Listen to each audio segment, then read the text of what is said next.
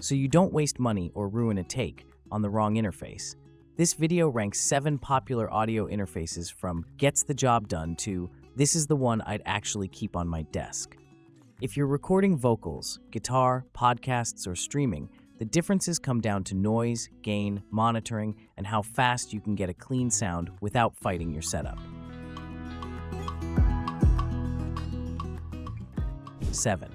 M-Audio M-Track Solo. The M-Track Solo is the definition of budget-friendly and functional, and after using it for basic voiceovers and a quick guitar DI, it's easy to see why beginners grab it first. It's a simple 2-channel USB interface with a mic input and an instrument input, and it even includes switchable plus 48-volt phantom power for condenser mics, which is rare at the absolute entry level. In real use, the biggest win is how fast it gets you recording. Plug it in, set your gain, and you're rolling without menu diving or complicated routing. For podcasting with a dynamic mic and basic monitoring, it can absolutely work, and the controls are straightforward enough that you can teach someone to use it in about 30 seconds. But here's the honest downside. It's capped at 16-bit 48 kHz, so you're not getting the more common 24-bit headroom that makes recording levels less stressful. When recording spoken word, that lower headroom matters because you'll find yourself riding the gain a little more carefully to avoid noisy boosts later. Another you'll feel it over time limitation is connectivity. Outputs are RCA, not balanced TRS, so long cable runs to studio monitors can be more annoying in real-world desk setups. And while the gain range is usable, pushing quieter dynamics can start to feel like you're near the top of the knob more often than you'd like. If the goal is, I need something today, I'm on a tight budget, and I'm recording one mic or one guitar, this gets the job done. Number 6. PreSonus AudioBox 96. The AudioBox is a popular step-up option because it brings a more proper interface feel, 2 combo inputs, MIDI I/O, and 24-bit 96 kHz recording, which already puts it in a more serious category than the cheapest boxes. In a small home setup, having 2 combo inputs is huge if you want to record 2 mics, or mic plus guitar at the same time. When testing it for voice and a second input, like a guitar DI, the workflow is straightforward, and it behaves like a traditional recording interface should. It also supports direct monitoring via its internal mixer approach, so you can hear yourself without that distracting slapback latency. That said, this is where a little criticism is fair. The design is a bit old school, and depending on your desk setup, the experience can feel more utilitarian than inspiring. Also, the maximum gain spec is listed at plus 35 dBu adjustable gain, which is okay, but with gain-hungry mics, you may still want more clean gain before things get edgy. The other trade-off is that it's very much a recording interface, not a creator-focused interface, so if you're streaming and want quick app routing, voice processing, or creative monitoring tools, you're going to do more work in software. For some people, that's fine, but if your priority is speed, the interface won't magically solve your content workflow. Still, for musicians and anyone who needs MIDI in-out plus 2 combo inputs on a tight budget, it's a dependable pick. Number 5. Focusrite Scarlett Solo 3rd Gen. The Scarlett Solo 3rd Gen is one of those interfaces that feels like a safe recommendation, and after recording vocals and guitar through it, it's easy to understand the hype. It's 24-bit, 192 kHz capable, has a strong mic preamp, and the overall sound comes across clean and polished without needing you to fight the gain staging. One feature that genuinely helps vocals stand out is air mode, which is designed to add clarity and brightness, especially useful for spoken word and acoustic recordings that can sound flat on cheaper preamps. In practice, it can save time because you start closer to a finished tone before you even touch EQ. The Solo is also a no-excuses interface for beginners because it includes direct monitoring, and those gain halos make it hard to accidentally clip if you're paying attention. That translates into fewer ruined takes, especially when you get animated while recording a YouTube intro. The obvious limitation is in the name. Solo means you're basically committing to one mic pre and one instrument input, so multi-mic setups aren't the goal here.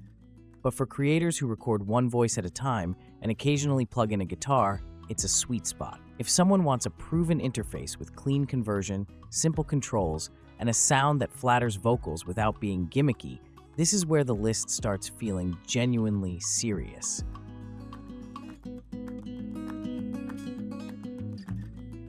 4. M-Audio Air 192-4.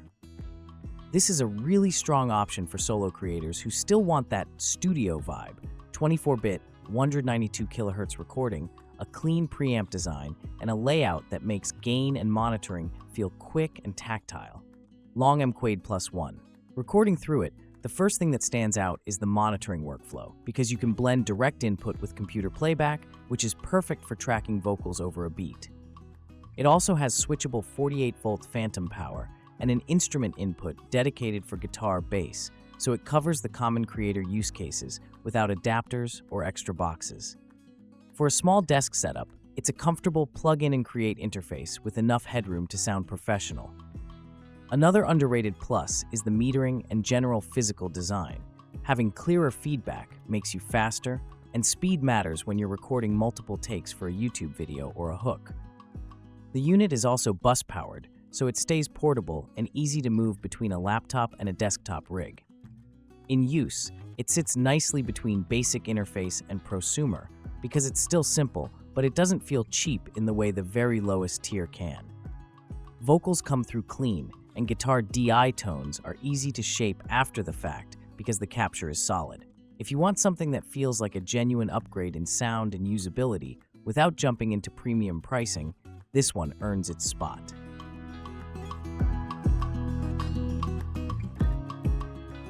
Number 3. Mono Audio Interface, MaonoCaster-style. This one is a different flavor from the traditional interfaces because it's built around creator workflow, quick controls, multiple channels, and built-in sound tools aimed at podcasting and streaming. In testing for a podcast-style setup, it's the kind of device that helps you get broadcast-ish results faster because you can shape your voice and manage levels without living inside your DAW. A big part of the appeal is that it's an all-in-one production box that can act as a USB sound card and mixing station, which is ideal if you're juggling a mic, a phone, and background audio for live content.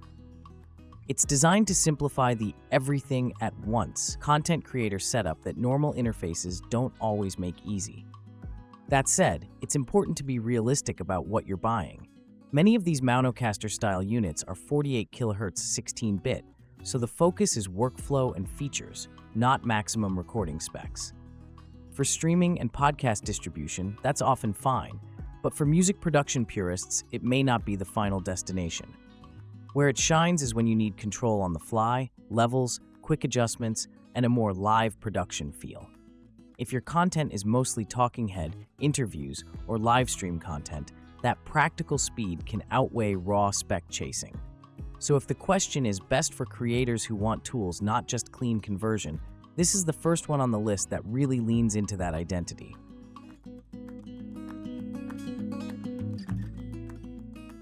Number 2. Universal Audio Volt 2.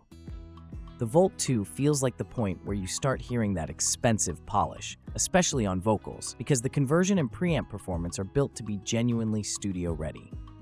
It's a 2-in, 2-out interface with 24-bit 192 kHz conversion, plus 48-volt phantom power, direct monitoring, and MIDI I/O, basically everything most small studios actually need. In use, the experience is smooth. Gain staging feels predictable, monitoring is easy, and it handles microphones and instruments without drama. For creators who bounce between voiceovers, singing, and guitar, it's the kind of box that stays out of the way and lets you focus on performance. One of the signature features is the vintage mic preamp mode, meant to add a more classic, character tone inspired by UA's heritage gear. When recording spoken word, it can make the voice feel a little more forward and finished before you even start stacking plugins. It's also nice that Volt 2 is widely positioned as a portable desktop studio interface, small footprint, USB-powered convenience, but still loaded with the fundamentals like MIDI and solid monitoring. That combination makes it a strong long-term buy rather than a temporary stepping stone. If someone wants one interface that can handle content creation now and music recording later without regret, the Volt 2 is a very easy recommendation.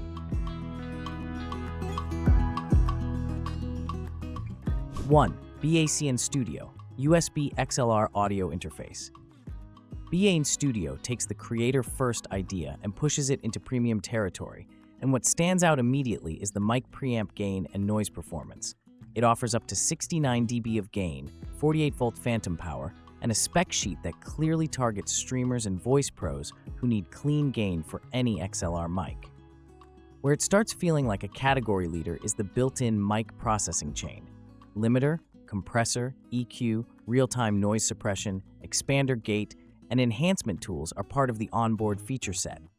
That means a lot of the make it sound like a stream work can happen immediately without relying on CPU-heavy software chains. Another standout is the dual USB-C concept and BEACN link positioning, aimed at moving clean digital audio between devices, useful for dual PC streaming or complex creator setups. For anyone who has ever fought with routing, capture cards, and software mixers, that kind of system-level design can be a game-changer. On pure numbers, BEACN lists strong audio performance stats like 115 dB SNR, A-weighted min-gain, 111 dB dynamic range, A-weighted min-gain, and very low EIN, which lines up with the ultra-low noise branding. In practice, that translates to quieter recordings and less hiss when you need real gain, especially important for voice-centric channels.